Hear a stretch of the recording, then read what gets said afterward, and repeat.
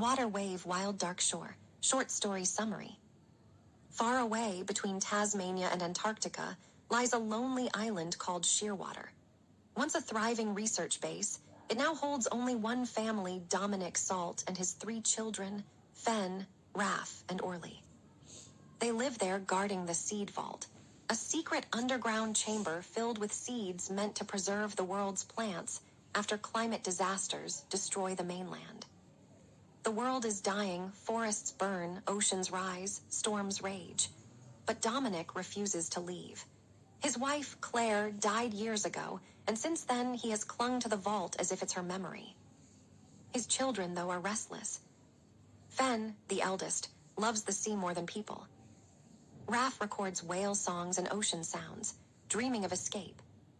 Orly, the youngest, talks to the seeds as if they can hear him. Their days are quiet until a violent storm crashes into the island. When the winds finally calm, Fen finds something strange on the beach. A woman washed ashore, half dead, tangled in seaweed. Her name is Rowan. Dominic brings her inside despite his doubts. She says her boat sank in the storm and her husband, Hank, drowned. As she recovers, she becomes part of their small world. She cooks, helps with chores, listens to Raph's whale recordings, and comforts little Orly. Slowly, she brings warmth back into the cold house. But Rowan isn't what she seems. She often walks near the seed vault, asking quiet questions about what's inside. Fen finds her notebook filled with strange diagrams. And one day, while fixing the radio, Raph discovers that someone cut the wires on purpose. Tension rises. Dominic suspects Rowan. Rowan accuses Dominic of hiding something. Fen and Raph are caught in between, unsure who to believe. Then Rowan reveals the truth. She wasn't just a shipwrecked traveler. She used to work with scientists who managed this same island.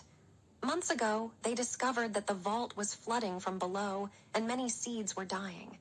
They wanted to move them to safety, but Dominic refused. He believed this island was sacred, that it was his wife's legacy. During their fight, a fire broke out. People died, including Rowan's husband. Dominic never told his children the truth. Fen feels betrayed. "You let us live here among ghosts," she shouts at her father.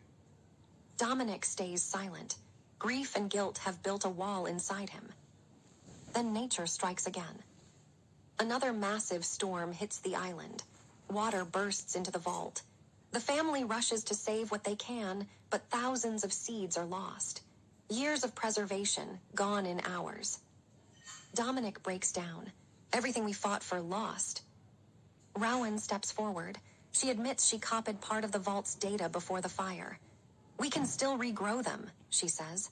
"We can start again if we leave." Dominic refuses. "This is our home. I will not abandon it." But the island is sinking. The sea keeps rising. Fen and Raph realize they must escape or die with their father. In the night, as waves crash and winds scream, Dominic locks himself in the lighthouse to keep the vault running a little longer. He gives Orly a small tin box, a handful of dry seeds, and says, "Take them. If you find land, plant them." Fen, Raph, Orly, and Rowan set out in a small rescue boat. Behind them, Shearwater Island slowly disappears beneath the Black Sea. They never see Dominic again.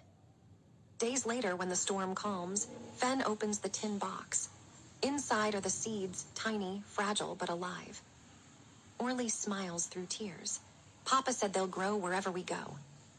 The book ends on that note of hope, that even when the world is falling apart, life finds a way. The seeds are not just plants.